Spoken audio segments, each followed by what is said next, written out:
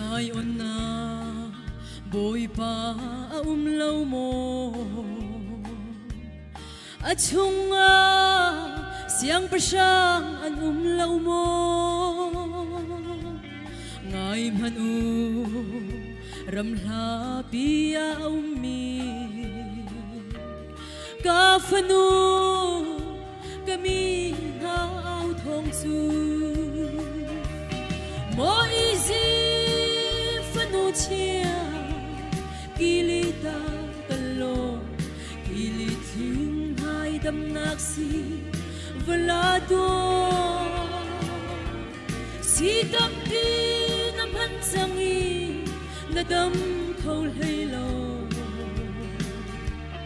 na dam naksu kritisen long hi asi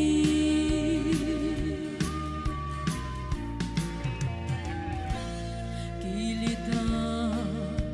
si boy an lâu mo a chunga si cha an lâu mo dây ruanga kami an dam kholo dam ter tu boy pa kanin here mo isi fatu chia kilita talo kiliting hai dam naksi velado si dam pi nam han sangi na dam khol helo na dam naksu kritisen long hi asi amen hallelujah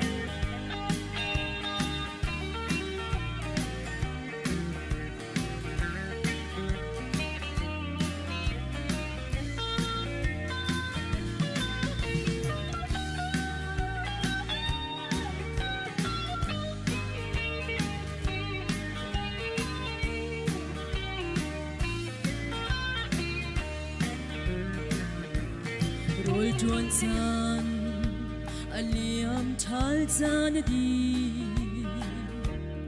kamina khaman si hlei lawe ma an in an tuar kamutika nei chia lung kwa in ka chap tong ne mo easy chia kilita talo kilitin hai dam naksi velado si dam pi nam han sangi na dam khol helo na dam naksu kritisen long hi asi